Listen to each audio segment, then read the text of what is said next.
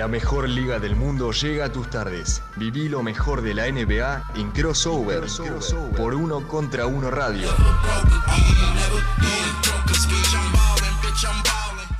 Muy buenas tardes para todos, bienvenidos a una nueva edición de Crossover por Uno Contra Uno Web Radio, una edición especial, como sabrán, porque mañana hay feriado y también se va a estar disputando el partido de los cuartos de final de la Copa del Mundo entre Argentina y Países Bajos, Holanda, como quieran decirle. Así que hoy estamos en un programa especial de jueves, una hora solamente, hasta las 14 vamos a estar con toda la información de la NBA, porque por más que pasen todas las cosas que están sucediendo en el mundo y en la Argentina en estas semanas y las que van a pasar mañana, hay NBA y hay información importante para ir analizando en este programa que es de básquet y es de NBA. Emi, ¿cómo estás? Hola Leo, buenas tardes para vos, buenas tardes para toda la gente y todos los que nos están acompañando. Así es, edición especial, aprovechamos el feriado para cambiar un poco a lo que estamos acostumbrados. Por ejemplo, yo no estoy en el estudio, Leo también se va a tomar esta horita para descansar la garganta, que la viene llevando bastante ajetreada a lo largo de todo el año y también merece vacaciones. Y obviamente, como Bueno, parece que hicimos cagada con Skype. Creo que fui yo, Emi, te pido mil disculpas. Te eché directamente de la llamada, no sé qué toqué. No pasa nada. Como decía, creo que llegué al punto de decir en el que, como decías vos, y Leo pone tensión. Puede fallar. En este momento, internas en Crossover. Internas, es cierto. Sí. Censura. Exactamente, bueno, como decías vos, mañana tenemos a la selección Señor. Jugando. O sea, tengo el escudo al revés porque así está puesta la camiseta, no es que estoy en contra como los barras cuando ponen las banderas al revés. Es la nueva esa, Emi, ¿no? Es la nueva, exactamente, en este mundial. No sorprende que yo tenga este número. Será titular mañana. Y puede ser, esperemos que sea titular o quien sea titular que rinda como corresponde y como todos queremos. Pero bueno, siempre, ojo que se enoja Scaloni, es cierto, tiene razón Leo, no filtremos nada. Pero bueno, estamos acá para hablar de fútbol, no solo para hablar de fútbol. Ya estoy quemado totalmente. Y si queda algo de lugar para el básquet. Claro. Exactamente, estamos acá para hablar de básquet, para hablar de la NBA. Dejamos un poquito a la selección que ya tiene bastante colonizados todos los medios en el último mes y medio más o menos. Sí, y eso, bueno, lo tenemos claro, el Mundial es muy importante para todos nosotros, pero es verdad que se pierde un poco el registro de la NBA porque la NBA pasan cosas todo el tiempo y todo el día y todos los días. Tenemos partidos todos los días básicamente. Bueno, hace una semana creo estuvo el Día de Acción de Gracias que no hubo encuentros, pero normalmente hay partidos y más de uno, a excepción de ese Pistons Mavericks que tuvimos en solitario también hace unas fechas. La realidad es que hay encuentros todos los días y van cambiando las cosas porque es una temporada también en la que no hay nada confirmado, no hay nada bien preciso, bien consolidado. Bueno, quizás hay algunas cosas, una tal vez, y todo el resto está a la espera de ver qué sucede. Por ejemplo, ahora vamos a profundizar, pero hasta hace unos días New Orleans Pelicans era el cuarto de la conferencia oeste y ahora está primero, está en la primera colocación de esa zona. ¿Quién iba a esperar a los Pelicans en esa posición? Más allá de que era uno de los equipos que teníamos como sorpresas o contenders y demás. Golden State llegó a ser sexto, ahora está décimo. Los Lakers, que iban escalando posiciones, ahora volvieron al puesto 13. Es muy fluctuante, sobre todo en el oeste, lo que está sucediendo en la NBA. Pero creo que podemos empezar hablando por ahí, Emi, por el equipo que ahora mismo lidera la zona y que tiene un récord de 16-8, los New Orleans Pelicans. Exactamente, Lea, como bien vos decías, el actual líder de la conferencia del oeste, que en estos momentos, a ver, si bien es cierto que estamos hablando de un equipo de los Pelicans que estuvieron bastante ayudados, entre comillas, por lo que fue el calendario que tuvieron en estos últimos partidos. Recordemos la última victoria frente a Detroit anoche, que Detroit es uno de los peores equipos que tiene la conferencia del Este, de hecho están anteúltimos. le ganaron a San Antonio, que hoy en día tienen una racha de 12 derrotas consecutivas y claramente son uno de los que, tras un arranque un poco confuso, podríamos decir, porque parecía que San Antonio se perfilaba para no hacer tanking, bueno, evidentemente la situación es totalmente diferente.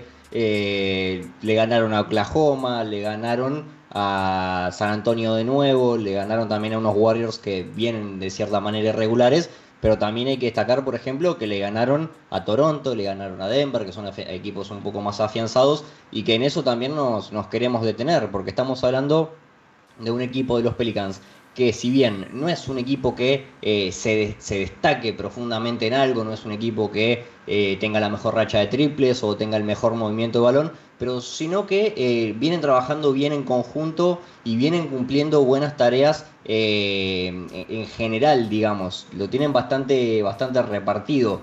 Por ejemplo, defensivamente hablando, quizás es uno de los equipos que más se destaca porque está segundo en cuanto a robos por partido con 8,8, pero por ejemplo en tapas están decimonovenos, es decir, no terminan de dar, como si se pudiera decir, el golpe sobre la mesa en el aspecto defensivo, más allá de lo bien que lo mencionaba, están por ejemplo en cuanto a robos. Después, por ejemplo, en el tiro, si bien tienen a un tirador realmente confiable desde la media y corta distancia como lo es Zion, tampoco es que se destacan, más allá de, por ejemplo, lo que puede llegar a ser CJ McCollum, que en la actual temporada está promediando 33%, Brandon Ingram tirando un poco menos, está promediando 46%, pero después el resto no tienen valores significativos, pero aún así están teniendo un buen funcionamiento general, y me parece que, obviamente, lo que decía, ayudados por el calendario, este equipo de los Pelicans está primero, pero también tiene con qué sostenerse. Tienen, obviamente,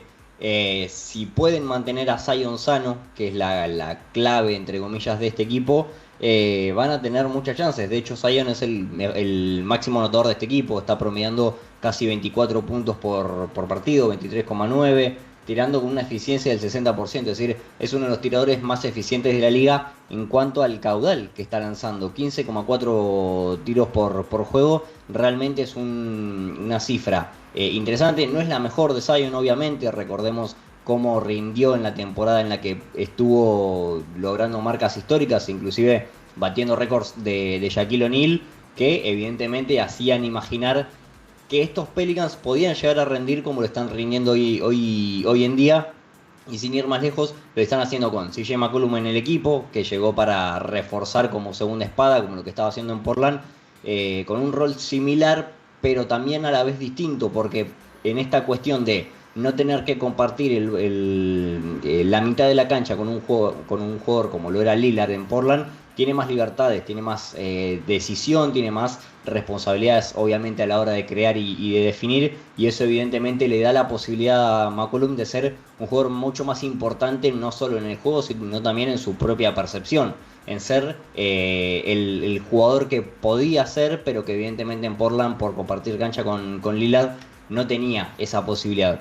Y también un Jonas Valanciunas que, si bien no está siendo tan importante en cuanto a la ofensiva, porque evidentemente lo mencionaba recién, Zion, McCollum, Brandon Ingram, son jugadores obviamente que van a tener más responsabilidades a la hora de definir, está siendo muy participativo en defensa y tiene una presencia en la pintura realmente importante que lo lleva a promediar 9 rebotes por partido, es decir, está bordeando el doble-doble, un jugador que es clave obviamente en la pintura y que también en cierta manera se puede comparar con otro de los internos que vamos a estar hablando hoy, porque hay otro equipo que también viene en racha como los Pelicans y de los que también vamos a estar hablando hoy. Entonces, estos Pelicans, reitero, más allá del beneficio de la facilidad que tuvieron del calendario, están haciendo bien las cosas y también un poco merecen esta situación y este hecho de estar liderando la conferencia. Sin lugar a dudas, y lo de Zion en los últimos partidos es muy, muy bueno, mucho mejor de lo que ha sido anteriormente, más allá de que la temporada en general es buena de Zion. Estuvo 3 partidos inactivos, volvió, jugó un encuentro ante los Warriors bastante escueto, con 9 puntos y 2 rebotes, pero luego empezó a demostrar que es un jugador bastante más completo de lo que era antes. Le están dando más protagonismo, generando juego para el resto, asistiendo y siendo una de las piezas más importantes en la gestación ofensiva, más allá de lo que hace en ataque desde lo individual, que ya todos lo conocemos. Y está dando resultados porque en esos 7 partidos promedió 26,6 puntos, 5 asistencias, casi 10 rebotes, casi 2 robos, un bloqueo y medio y un porcentaje de acierto del 65,5% de tiros de campo. Creo que todos sabemos que Zion puede anotar 25 puntos por partido con un 60% de acierto, porque lo ha hecho ya y porque en muchos partidos lo ha logrado, incluso cifras mayores, pero lo que no sabíamos era que podía hacer... o sí sabíamos, pero no sabíamos que a este nivel podía llegar a ser un gran facilitador para el resto, con promedios cercanos a las 5 o 6 asistencias por encuentro, y un defensor bastante sólido, porque está mejorando el porcentaje de acierto que les permite a los rivales, es decir, bajándolo, y empezando a utilizar esa capacidad atlética que tiene, ese poderío físico para conseguir bloqueos, conseguir robos, conseguir tiros contestados. Y no es una casualidad que el equipo de los Pelicans sea ahora mismo el tercero más eficiente de la NBA en defensa, sabiendo que Zion está haciendo eso en ese costado de la cancha. Es algo que creo que se retroalimenta, así se dice, porque bueno, mientras el equipo funciona bien, él también se puede beneficiar de eso y también le da un granito de aporta un granito de arena para que el conjunto mejore.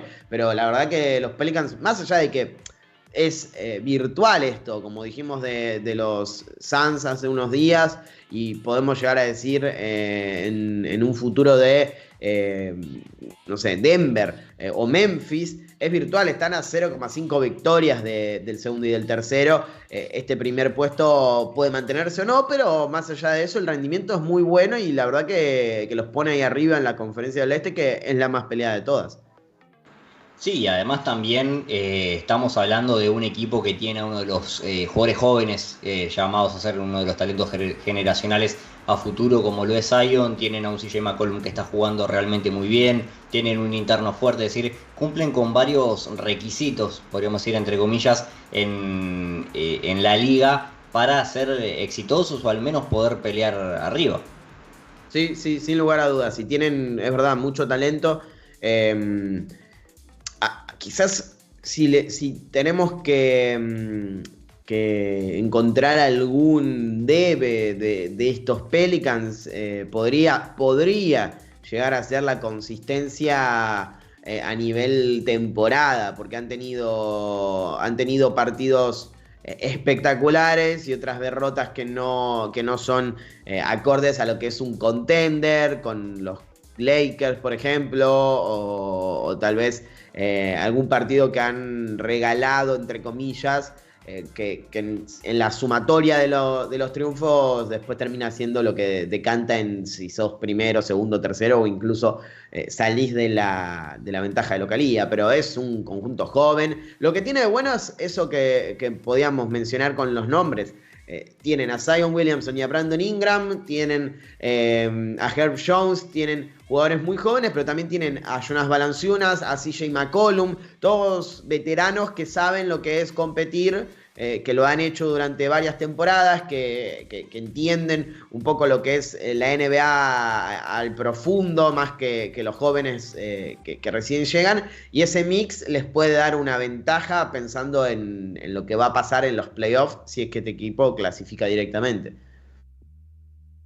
Y también, más allá de que obviamente lo mencionabas vos, Lea, esto de han tenido derrotas que uno puede llegar a considerar que como decías vos, un equipo contender no las debería tener. También creo que sería bueno, que es bueno rescatar estos triunfos, por ejemplo, contra Denver, contra contra Toronto, contra el mismo Memphis, que también es un equipo que viene en forma. Entonces también un poco de esa bipolaridad que ha tenido este equipo de los Pelicans, si logran revertirla en el sentido de poder afianzarse y hacer lo que estuvieron haciendo, que es básicamente ganar los partidos que están prácticamente obligados a ganar, como fueron estos últimos con San Antonio o con Oklahoma o con Detroit, que son equipos obviamente inferiores y que también están pensando en otra cosa que se llama el draft de la NBA. También puede servirle a este equipo como para poder ganar en confianza y poder afianzarse en este primer lugar, que básicamente es lo que no tuvieron en los últimos años. Recordar las primeras 2 temporadas de Zion, en las que obviamente con el lesionado toda la temporada y con el lesionado en gran parte, no terminaban de, no sé si, o decidir qué era lo que quería como horizonte la franquicia, o bien no terminaban de lograr esa regularidad que les permitiera ser un equipo de playoffs, porque a fin de cuentas no tienen malos jugadores, son un buen equipo que ha trabajado bien en las últimas temporadas, pero que no lo pudo consolidar en los playoffs o mismo en los cierres de temporada en los que se terminaban cayendo. Sí, sí, eso es verdad, y es muy típico de equipo que se está construyendo y que encima su mejor jugador, o el que se supone que debería ser la pieza fundacional del roster, tiene tantas lesiones y se pierde tantos partidos y es tan intermitente en su consistencia, pero bueno, esperemos que esto sea una constante, que Zion pueda jugar de manera consistente las temporadas, como en esta, que se ha perdido solamente 5 partidos, y los Pelicans disfruten de eso, porque solo van a ser contenders si Zion está en cancha, más allá de que, como decís vos, tienen muchos jugadores importantes. Pero bueno, están primeros, y están primeros porque el equipo que estaba primero perdió, y no es que solamente perdió, sino que se fue vapuleado, se fue paliciado. No sé si está Ari Baratucci en Twitch, lo lamento, Ari, si estás escuchando esto, pero la realidad es la siguiente: Boston Celtics pasó por arriba a Phoenix Suns, y tenemos que hablar de este equipo que ahora mismo es el mejor de la NBA por escándalo. Hablo de los Celtics, del conjunto de este señor que para muchos, me incluyo, es el máximo candidato al MVP ahora mismo, Jason Tatum. Volvía Chris Paul, pero poco importó porque la victoria se inclinó para el lado de los visitantes, 125-98. Repito, era el cruce entre el mejor equipo de la conferencia este y el mejor equipo del oeste, más allá de que los Celtics son muy superiores en cuanto a récord y en cuanto a rendimiento. Era un choque interesante, es uno de los pocos que puede decirse que es parejo en este momento ante los de Boston. Bueno, no lo fue, y el resultado es mentiroso, porque 125 a 98, 27 puntos de diferencia, no es lo que se vio en cancha. Llegaron a estar 45 puntos por encima los Celtics en este encuentro, y el desarrollo del partido se quebró en el segundo cuarto. Ya sabíamos en el segundo cuarto que Boston iba a ganar ese partido tranquilo. De hecho, se va 27 puntos por encima al entretiempo en este juego. Y cuando uno ve partidos así, enfrentamientos en los que hay una paliza tan grande, se pone a pensar en las razones, más allá de que obviamente un equipo fue mejor que el otro. Y piensa en Jason Tatum y en Jaylen Brown, en lo bien que lo deben haber hecho estos dos jugadores, las estrellas del equipo, y por su actuación quizás se dio este resultado. Y la realidad es que no. Tatum y Brown anotaron 25 puntos cada uno, sí, 50 en total de los 125 de los Celtics. Pero fue una noche bastante apagada, entre comillas, de Tatum y Brown, sobre todo en la eficiencia: 37% en tiros de campo para Brown, 47% para Tatum. No fueron tan dominantes como pueden ser en otros partidos. La realidad es que la diferencia estuvo en la banca de los Celtics y en la otra, el resto de la rotación. Tenemos 14 puntos de Grant Williams, 9 de Blake Griffin, 16 de Malcolm Brogdon, que tiró un 78% de acierto, 12 de Luke Cornett, 7 de Derrick White, 6 de Hauser, 7 de Peyton Pritchard. Es una locura la cantidad de vías de anotación que están encontrando los Celtics, eficientes además, porque no es que estamos hablando de jugadores que necesitan muchos tiros para llegar a esas cifras, o que fallan más tiros de los que aciertan, más allá de que no fue la mejor noche en el tiro para Hauser y White, por ejemplo. Cornett terminó con un 6 de 6 en tiros de campo. Y Brogdon, repito, un 7 de 9, más 6 de 6 de Grant Williams. Es una eficiencia brutal y estamos hablando de un partido que se quebró en el segundo cuarto. Entonces, esto les permitió descansar, tranquilizarse un poco en cuanto a su rendimiento y no pisar más el acelerador, porque estas cifras podrían haber subido muchísimo. Ahora mismo los Celtics son no solo el mejor ataque de la NBA en la actualidad, sino de la historia. 120 puntos por cada 100 posesiones anotan. 120.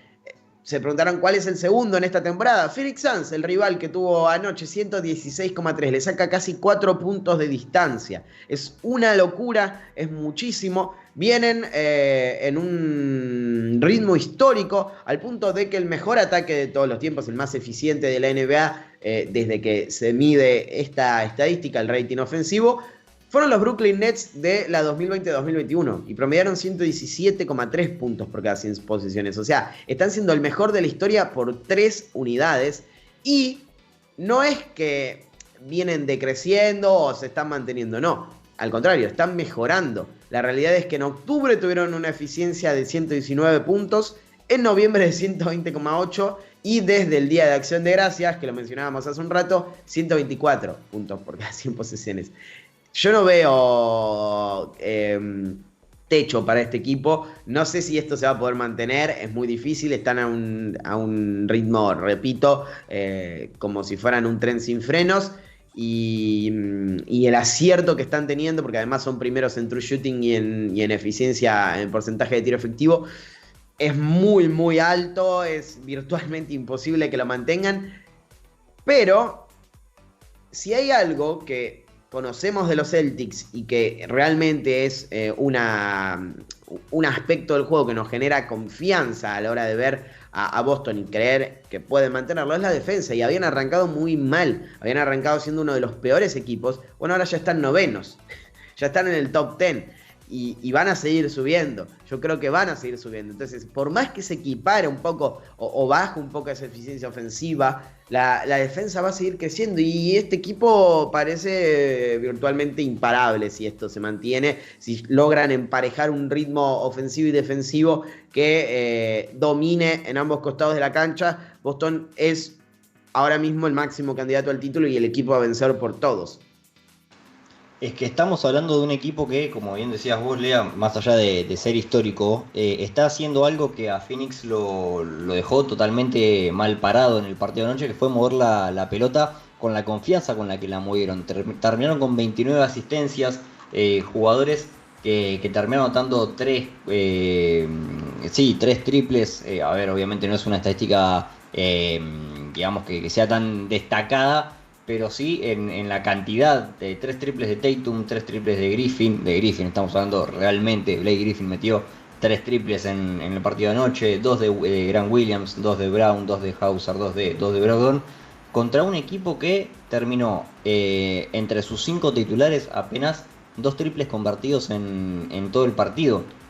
Es decir, estuvieron afuera del partido desde el inicio estos Phoenix Suns, que no pudieron pelear, más allá de que obviamente era el regreso de Chris Paul, iba a tener obviamente ese condimento, pero quedaron anulados completamente. Además, 18 pérdidas y 19 asistencias, es decir, casi una pérdida por asistencia para un equipo que está acostumbrado a cuidar la pelota, que tiene uno de los mejores bases creadores de juego de todos los tiempos, como lo es Chris Paul, quizás uno de los mejores del siglo, y se puede poner en discusión si no lo es de manera contundente, pero evidentemente el funcionamiento defensivo de estos Celtics anuló hasta la segunda mejor ofensiva de la liga, y es realmente un caso serio que no se puede descuidar ningún equipo. Realmente el nivel que están teniendo estos Celtics no tiene comparación. Ya de por sí este 120 de offensive rating es el mejor de todos los tiempos,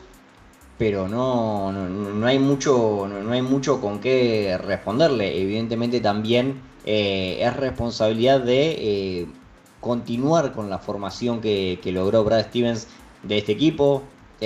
Primero con Ime Udoka la última temporada, ahora con Joe Mazzulla siguiendo la línea, y me parece que estos Celtics, no quiero decir que no tienen techo, porque capaz sí o capaz no, todavía no lo descubrimos, pero lo decías vos, Lea, recién, no vimos la mejor producción tanto de Tatum como de Jaylen Brown, que son los dos jugadores más importantes que tiene este equipo, o al menos en ofensiva, porque no hay que quitarle méritos a Marcus Smart. Pero no vimos la mejor producción de sus dos mejores jugadores y aún así le dieron una paliza al que era hasta ese momento el líder de la conferencia del oeste. Es decir, ¿qué le puede llegar a esperar al resto? Que no son líder de conferencia. Si estos Celtics ejecutan al mismo nivel que ejecutaron anoche, pasándose la pelota como se la pasaron, teniendo la seguridad del balón también, porque tuvieron apenas 12 pérdidas en todo el partido, rotaron a sus jugadores, es decir, ninguno tuvo más de 30 minutos de juego, todos tuvieron participación, todos tuvieron injerencia, tomaron responsabilidades en cuanto a la definición de las jugadas. Imagínate lo que puede llegar a ser un equipo que pueda repetir esta ecuación y que tenga a Tatum y Brown ejecutando al mejor nivel posible, rozando la perfección. Es decir, no hay manera de pararlo, sería un equipo que anotaría 130, 140 puntos por noche. Y además decimos que está noveno ya en eficiencia defensiva y no tienen a Robert Williams, así que fue quizás la clave de la defensa del año pasado y está pronto a volver en algunas semanas si todo funciona de la mejor manera. La realidad es que tienen todo como para ser el gran contender de esta temporada, que decíamos que iba a ser muy pareja y de hecho lo es, pero bueno, ellos ya han sacado 2 victorias de diferencia a los Bucks, que no frenan, están muy bien. Ayer ganaron a Sacramento Kings con otra actuación sensacional de Giannis Antetokounmpo, pero Boston le ha sacado una distancia enorme a cualquier otro equipo que no sea Milwaukee. 4.5 cuarto ya, ojo con los Nets, 7.5 en Atlanta, Indiana y Toronto, 8 a Filadelfia, o sea, 8 partidos de distancia a Filadelfia. Filadelfia ya no tiene casi chances de ser primero de la conferencia este. Va a tener que disputar la clasificación a los playoffs y la ventaja de localidad, pero primero es muy difícil que sea, salvo un colapso de los Celtics. Y después con el oeste es también una diferencia enorme. Le saca 4 partidos y medio a todos menos a Phoenix, mínimo. Y eso habla de lo dominantes que están siendo. Pero bueno, hablaba recién de que los Pelicans están primeros y que Phoenix está ahí a medio partido, aunque haya perdido esta jornada contra los Celtics. Hay otro equipo que también está segundo con el mismo récord, que es Memphis Grizzlies, que sin Ja Morant, sin Desmond Bane y sin Jaren Jackson Jr. en cancha, juntos los tres, ni siquiera un minuto de esta temporada ha alcanzado esta colocación. Exactamente, Lea, Memphis Grizzlies, que es un equipo que viene muy consolidado, y recién hablábamos de la temporada o del nivel récord de histórico que está teniendo Boston con estos 120 puntos de rating ofensivo. Bueno, para dar un poco de magnitud del nivel en el que están jugando este equipo de Memphis en estos últimos partidos, recordemos, sin Desmond Bane, con la posibilidad de no contar a pleno con Ja Morant, que está volviendo de una lesión, lo mismo Jaren Jackson. Memphis en los últimos 7 partidos tuvo rating ofensivo de 118, es decir, están inclusive por encima del rating ofensivo de los Suns que mencionabas vos, Lea, de 116, que es el líder o era el líder de la conferencia, los 117 que mencionaste de los Brooklyn Nets. Así que evidentemente el funcionamiento ofensivo de este equipo de Memphis es sobrenatural, pero no solo eso, 108,8 en rating defensivo también en estos últimos 7 partidos. También ayuda a entender que están pasando por un momento realmente muy, muy bueno este equipo de Memphis Grizzlies, que está en un estado de gracia total. Además, perdieron solamente un partido de los últimos 7, que cayeron contra Minnesota 109-101 en el último partido de noviembre, el 30 de noviembre, y de ahí en adelante le ganaron a Filadelfia, a Detroit, a Miami en noche de back-to-back y a Oklahoma con una paliza, o no tan paliza, 123-102, considerando el nivel que viene mostrando Oklahoma. Podría ser más abultada, recordando que hace unos meses estos mismos dos equipos fueron parte de uno de los partidos con la diferencia más abultada de los últimos tiempos. Pero volviendo a lo que es este equipo de Memphis, Obviamente hay que hablar de Ja Morant, que es el gran responsable del funcionamiento de este equipo. Desmond Bane, cuando vuelva, en teoría va a estar alrededor de 3 o 4 semanas más fuera. Y obviamente Jaren Jackson son los encargados de liderar este equipo. Pero también me quiero detener un poco en Santi Aldama. Es un jugador del que se está hablando poco, pero que está teniendo un impacto realmente muy fuerte en ambos costados de la cancha. Con el poco tiempo, entre comillas, podría decirse que está teniendo, está promediando una etapa de 0,8 robos por partido y está promediando en ofensiva 9,8 puntos, 5,8 rebotes, casi una asistencia y media por juego, pero está siendo muy eficiente, con el 58% en dobles, 46% en tiros de campo en total, 34% en triples. No son números que puedan llevarlo a destacarse, pero me parece que el nivel que está mostrando Santi Aldama en los intangibles, podríamos decirle, es lo que hace pensar en un jugador que es mucho más importante de lo que realmente sus números reflejan. Porque obviamente el resto de sus compañeros, y más en un equipo como Memphis, se están destacando. Por ejemplo, ya Morant lo estamos viendo por los highlights, por los números, pero Aldama está siendo mucho más importante no solo en el juego colectivo, sino también en la evolución que está teniendo. Se está desarrollando muy bien como jugador, está aprovechando su segundo año. Obviamente no le podemos pedir que tenga el nivel que tuvo Desmond Bane en la última campaña, también en su segundo año, Bane ya en su tercero, pero obviamente porque son jugadores con roles diferentes y con habilidades también diferentes. Pero el desempeño de Aldama está siendo realmente muy interesante, sobre todo también en ofensiva. Tiene una talla que le permite emparejarse, creo, no digo con los 5 rivales, porque obviamente contra un pivot dominante, como lo podría hacer su propio compañero Steven Adams, o con un Jonas Valanciunas que recién lo mencionaba, se le puede complicar obviamente por cuestiones de talla, pero es un jugador de brazos largos, muy activo, te puede defender, te puede correr bien la cancha en transición, obviamente en contras defensivas, no solo en ofensivas, y que también está teniendo un buen nivel, y está teniendo el nivel quizás acorde a lo que se esperaba de este jugador que fue elegido en el draft del 2021. Así que evidentemente tiene muchísimo más para evolucionar Santi Aldama en el futuro, y va a ser clave, creo yo, también en la posibilidad de darle descanso a los jugadores cuando nos estemos acercando al final de la temporada. Obviamente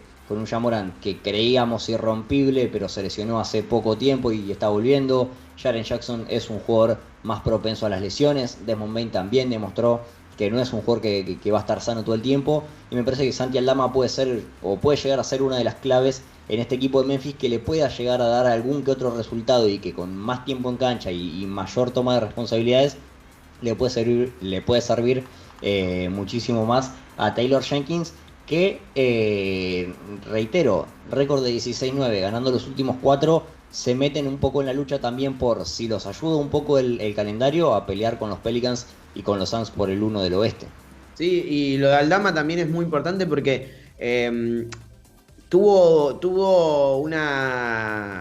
entró en un escenario complicado, muy, muy bueno en cuanto a oportunidades, que era la lesión de Jaren Jackson Jr. y un protagonismo que no iba a tener si el interno estaba disponible desde el inicio de temporada, y lo aprovechó muy bien. Entonces eso habla de que Memphis no solo tiene un quinteto o 3-4 jugadores importantes, muy valiosos en su roster, sino que tiene una rotación muy, muy fuerte, muy productiva, y es muy joven el roster. Entonces sí, van a seguir mejorando, porque no se trata solamente repito, de Morant, de Jaren Jackson Jr. o de Desmond Bane, que son los 3 mejores jugadores que tiene el plantel, sino que tenemos que hablar de obviamente Dillon Brooks, de Tyus Jones, de Santi Aldama, de David Roddy, que también está teniendo un rol muy importante, de Conchard, de los veteranos obviamente, sobre todo Steven Adams, y después podemos ir Zaire Williams, Tillman. Son todos jugadores que tienen minutos en la rotación, y que la realidad es que son productivos en todas sus facetas. Y eso habla de lo difícil que es ir contra los Grizzlies en una serie a 7 partidos, porque sí, las rotaciones se van a cortar, pero tienen armas de todo tipo y en todos los lugares de la cancha y en todos los roles. Entonces, pueden sufrir una lesión o pueden no encontrar la solución en un momento, pero tienen cosas, herramientas para probar y para seguir solucionando problemas. Eso es muy bueno. Para un equipo joven es muy difícil de lograr y para un equipo contender también, porque la realidad es que normalmente uno se tiende a cerrar en su rotación de 6 jugadores y a veces hace agua y termina perdiendo quizás por eso, por el octavo, noveno jugador y por la diferencia que hay entre una banca y la otra. Memphis no tiene ese problema y no lo va a tener mientras estos jugadores sigan mejorando. Por eso está tercero también y ahí muy cerca de robar el primer puesto si los Pelicans y los Suns se caen o sufren algún traspié. Yo quiero hablar de un jugador joven también de la Conferencia del Este. Hace muy poco tiempo pertenecía al Oeste, a Sacramento Kings, y en este momento está haciendo estragos en su franquicia, que sorpresivamente sigue en puestos de playoff directos. Sexto está Indiana Pacers con un récord de 13-12, más allá de que ayer perdió ante Minnesota Timberwolves. Y él está de regreso porque se había perdido, si no estoy equivocado, 2 partidos por problemas físicos. Volvió ayer y volvió a demostrar porque es uno de los mejores bases que tiene la NBA. No bases jóvenes ni jugadores jóvenes. Uno de los mejores bases que tiene la NBA, uno de los mejores jugadores perimetrales que tiene la NBA. Hablo de Tyrese Haliburton, que ayer terminó con 26 puntos, 15 asistencias y un 9 de 14 en tiros de campo más un 5 de 9 en triples. No es algo aislado, lo repetimos siempre, no es algo de un partido, es algo de una temporada en general. Haliburton está promediando casi 20 puntos, 11 asistencias, es la máxima de temporada, es el líder en ese apartado de la liga. 2 robos, un 47% de acierto en tiros de campo, un 38% en triples y un 85% en libres. Es una locura, no pudo sostener el 50-40-90 que había tenido en otros tiempos, está claro, es muy difícil mantener eso, solamente lo han hecho muy pocos jugadores, entrar al club del 50-40-90, y Haliburton tiene 22 años y lo hace ahora, ya el futuro sería extraordinario, pero lo puede hacer y hace funcionar bien a todos. Eso es lo que más me sorprende a mí, hace mejores a todos sus compañeros. Estamos hablando de un jugador que tiene 11 asistencias por partido de promedio y podría tener 15 si quisiera.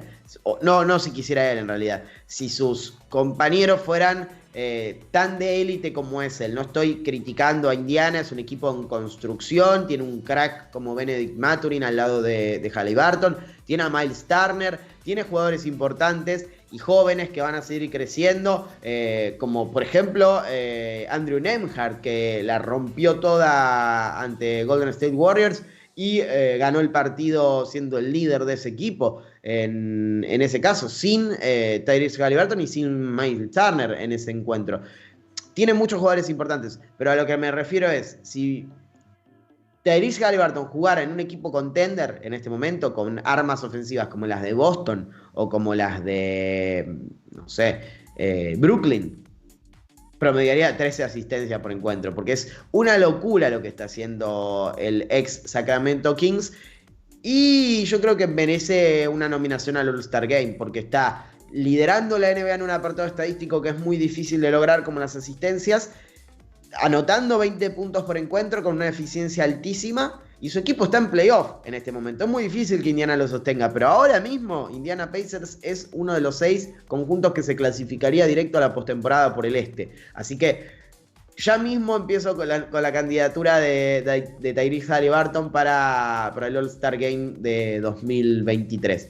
Yo creo que no hay otro jugador que lo merezca más que él entre los perimetrales del este, sacando obviamente,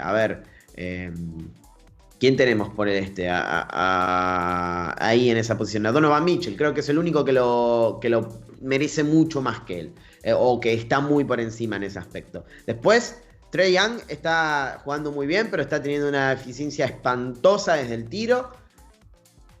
no creo que DeJounte Murray sea All-Star de nuevo. Kyrie Irving no creo que esté a ese nivel. Probablemente Jaylen Brown sea el otro. Pero me parece que Haliburton es lo de Haliburton con las armas que tiene en el equipo que está es superior.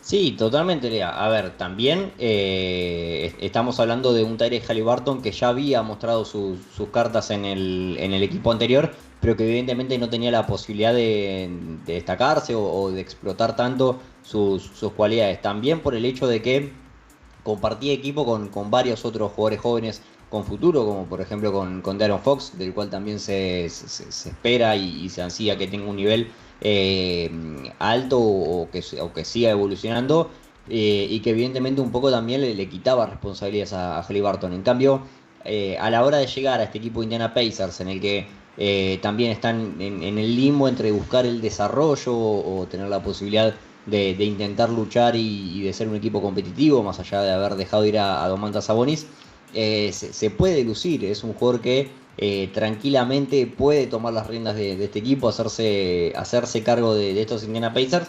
y de obviamente convertirlo en su equipo, más allá de que tenga, como decías vos, 22 años, que sea muy joven, pero está capacitado realmente para ser un jugador que tenga esta posibilidad de liderar a la franquicia, de, si pudiera estar un poco mejor rodeado, estar peleando un poco más arriba en la conferencia del Este, y que evidentemente va a ser todo en gran parte responsabilidad de Haliburton y del nivel que pueda llegar a mostrar él.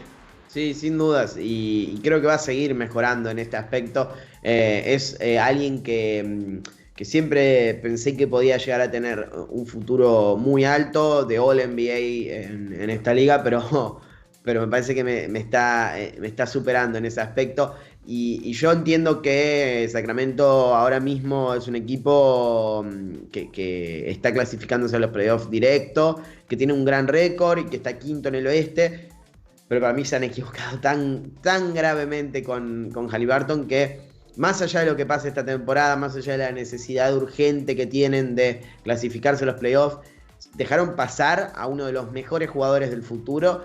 Y lo van a sufrir dentro de unos años. Creo que lo van a sufrir bastante más de lo que lo están sufriendo ahora, que parece que el trade les está funcionando, porque les está funcionando. Domantas Sabonis y De'Aaron Fox son una dupla muy interesante y muy potente en este curso, pero yo sigo pensando que fue un error gigantesco. No así, Emi, no así el traspaso de Anthony Davis a Los Ángeles Lakers, porque les dio un título y porque ahora mismo está jugando un nivel sensacional, más allá de que se desprendieron de 50 millones de jugadores para conseguir al ex New Orleans Pelicans y de rondas también.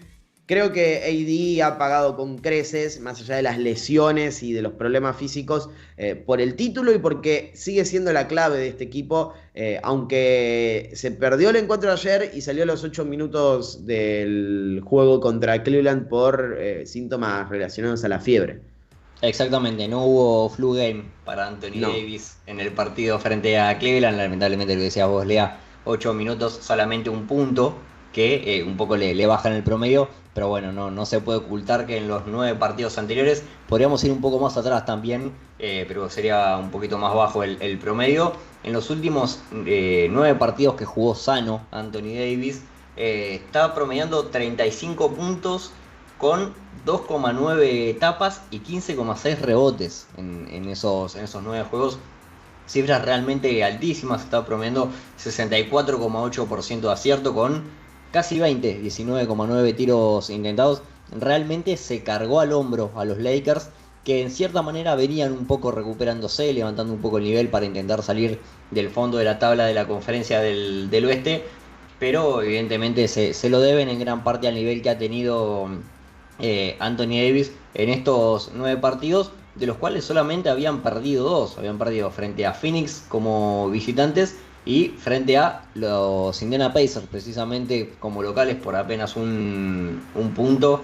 Pero después el resto venían siendo todas victorias para los Lakers, mostrando también la posibilidad de reponerse a una racha de 6 derrotas consecutivas, en las que evidentemente, lo que decía, Anthony Davis fue el gran responsable. Ahora, sin el nivel que ha tenido Anthony Davis y obviamente sin el nivel que ha tenido también los Lakers en estos últimos partidos, derrotas por 14 frente a Cleveland y por 13 frente a Toronto. Evidentemente también hay que mencionar que vienen en una gira por la conferencia del Este, que incluye también Milwaukee y Washington, y que sacar un 2 de 2, un 2 y 2, 2 de 4 hasta ahora, es un saldo más que positivo para unos Lakers que habían arrancado mal el año. Pero volviendo a lo que está haciendo Anthony Davis en estos últimos juegos, no por nada también es el jugador de la semana, de la última semana de la conferencia del Oeste, por haber logrado una marca histórica, podemos llamarlo de alguna manera, de estos 55 puntos y 17 rebotes que tuvo en el partido frente a Washington. Pero también lo decías vos, Lea, al principio de la temporada, de hecho habías hecho un video. Anthony Davis va a ser el gran termómetro que van a tener estos Lakers por lo necesario que es. Es un jugador, es una pieza que evidentemente en ofensiva te responde siempre que está en condiciones, lo va a hacer. No por nada es capaz de convertir 55 puntos en un partido, pero también defensivamente hablando es valiosísimo. Uno de los candidatos al premio del mejor defensor del año en las últimas temporadas. De hecho, nos llegamos a cuestionar si lo merecía más Giannis o Anthony Davis, y si estaba bien dado a Giannis hace 2 temporadas. Y eso evidentemente también demuestra que en algún lado está el nivel defensivo de Anthony Davis, y lo demostró en estos últimos partidos. Es decir, lo mencionaba anteriormente, 2,9 tapones, 1,2 robos, 15,6 rebotes promediados en estos últimos 9 partidos. También demuestra que el nivel de Anthony Davis está, y que si su físico, o por lo menos el cuadro gripal se lo permite, estamos hablando de uno de los jugadores que no sé si todavía candidatearlo MVP, porque evidentemente con 9 partidos no te puedes candidatear a nada en una temporada regular de 82, pero sí que es uno de los jugadores más consistentes, y lo ha demostrado hace algunas temporadas, ya de por sí en los Pelicans, y también en la temporada del anillo de los Lakers de 2020. Evidentemente Anthony Davis está en algún lado, el Anthony Davis que supo brillar en ambos equipos, y que podemos llegar a tenerlo de regreso en los próximos partidos. Sí, porque sobre todas las cosas, creo que la importancia de Anthony Davis está, mejor dicho, en lo que significa para el equipo. El equipo está conformado para que él sea el eje en ataque y en defensa. LeBron puede ser el mejor jugador, va a ser el mejor jugador siempre, va a ser mucho mejor que Anthony Davis siempre, que cualquiera básicamente a nivel histórico, pero este equipo estaba conformado como para que poco a poco él pasara a ser otro tipo de pieza, una más organizativa, que se dedicara más a pasar la pelota, algo así similar a lo que vimos en la burbuja. LeBron promediando 10 asistencias por partido, siendo el líder de la NBA, y Davis siendo el máximo anotador del equipo y el defensor más importante. Así los Lakers ganaron un título, con LeBron alimentando a Davis y con Davis siendo el eje de una defensa que fue la mejor de la NBA. No es casualidad que hayan funcionado mejor cuando AD estuvo en su mejor momento, para nada. Y ahora lo vimos con estas victorias consecutivas, más allá de que ahora perdieron 2. Bueno, justamente perdieron 2 porque Anthony Davis no estuvo, entre otras cosas. Esa es la importancia que tiene AD en este conjunto, y por eso es bueno que haya vuelto a ese nivel y haya evolucionado en muchos aspectos el rendimiento colectivo de los Lakers, para que lo recordemos, porque se hablaba mucho de traspasarlo, de moverlo, de sacar provecho de su nivel ahora que está sano, para desprenderse de él y conseguir bastante a cambio. Y la realidad es que si te desprendes de Anthony Davis, tenés que desprenderte del proyecto entero, porque todo el proyecto está basado en que él sea la punta de lanza. Más allá, repito, de que LeBron es el mejor jugador, eso es así y no hay ninguna duda al respecto, y se ve en el resultado que tienen los Lakers cuando él está en cancha y cuando tiene que salir por lesión o por diferentes razones, como pasó ahora por los síntomas febriles. La realidad es esa, y bueno, estos últimos partidos ha demostrado que sigue siendo uno de los grandes jugadores que tiene la NBA, tanto en ataque como en defensa, como mencionabas vos, Emi, que es un deportista que puede pelear por el MVP y también por el premio al defensor del año, algo que muy pocos pueden hacer, y entre ellos deberíamos incluir a Giannis, tal vez a Tatum si sigue con este nivel defensivo, y Embiid tal vez, y listo. Creo que no hay jugadores que sean tan dominantes en ataque y en defensa ahora mismo en la NBA. Bueno, Davis cuando está sano es uno de ellos, y la verdad que los Lakers lo necesitan en todo su esplendor, porque ahora mismo están 13 y a 2 partidos del play-in. Tienen que dejar de perder encuentros que ganarían en la previa, porque se les está escapando la posibilidad de pelear realmente por los playoffs en esta temporada. Nosotros ya nos tenemos que ir, pero antes tenemos que marcar que hay una noticia importante este día, que no tiene que ver con la NBA, pero sí con el básquet de los Estados Unidos, que es que el gobierno de los Estados Unidos y el gobierno ruso han acordado un intercambio de prisioneros que va a decantar en que Brittney Griner, la jugadora de la WNBA que había sido apresada en Rusia por por posesión de droga en el aeropuerto, vuelva a los Estados Unidos y sea liberada finalmente. El intercambio es por Victor Bout, que es uno de los máximos traficantes de armas que hay en el mundo, así que bueno, ruso obviamente. La verdad es que es una gran noticia para el básquet de la WNBA, porque es una jugadora y una persona, más allá del hecho de ser jugadora, que había sido apresada de manera un tanto hostil, y se había generado una gran campaña alrededor de eso para que pudieran liberarla y que vuelva a casa. Así que se ha hecho efectivo, y pronto va a estar volviendo a territorio estadounidense, que es donde más quería estar, seguro. Exactamente, Elías, por tenencia de marihuana, precisamente.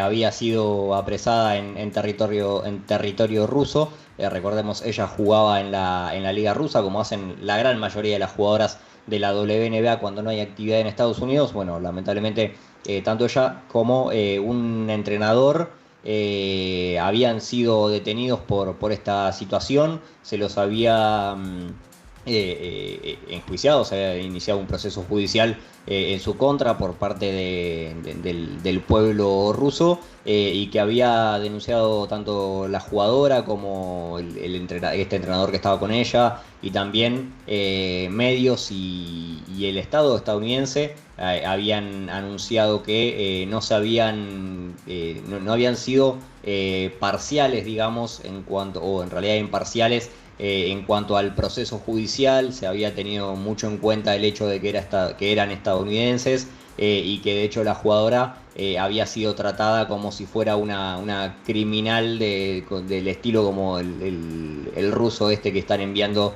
los estadounidenses como especie de trade, si se puede llevar al básquet.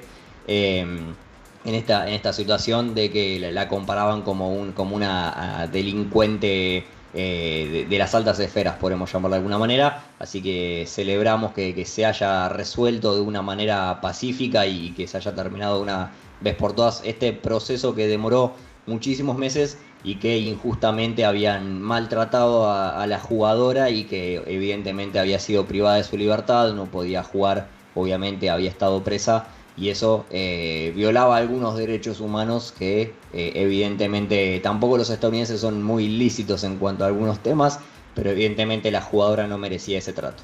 Sí, sin lugar a dudas, así que vuelve a casa. El lado negativo es lo del traficante de armas, que debería estar preso, pero es el intercambio que tuvieron que hacer, así que lo teníamos que contar. Brittney Griner está volviendo a los Estados Unidos para ya ser liberada. Nosotros nos vamos, ya son las 14 horas del jueves. Faltan 26 horas para el arranque de los cuartos de final entre Argentina y Países Bajos. Mañana en UCU se toman un descanso merecido por el feriado, y también para poder disfrutar de la jornada mundialista. Nosotros no vamos a estar porque obviamente hicimos el especial hoy, así que nos vamos a encontrar el viernes que viene. Esperemos con Argentina en la final del mundo debería ser ya, ¿no, Emi? Porque ya estaríamos, ya jugamos las semifinales si es que todo va bien. Exactamente, mañana a las 4, recordamos también a las 12 un poquito de previa para liberar tensión Brasil frente a Croacia. Que pase el que tenga que pasar y que esperemos que a las 4 sea todo alegría para el pueblo albiceleste. Y como decías vos, si se da lo que todos queremos, el martes, si no me equivoco, también a las 16, sería el turno de la semifinal entre el que gane entre Brasil y Croacia y el ganador entre Países Bajos y Argentina. Y también esperemos que se cumpla lo que todos queremos y que estemos festejando. No decimos que va a haber guerra civil ni que nos vamos a sacar sin país porque bueno, ya estamos un poco más tranquilos. Sí, bueno, pero no importa. Seguimos con el escenario apocalíptico y que está funcionando. Lo dejamos, lo dejamos ahí.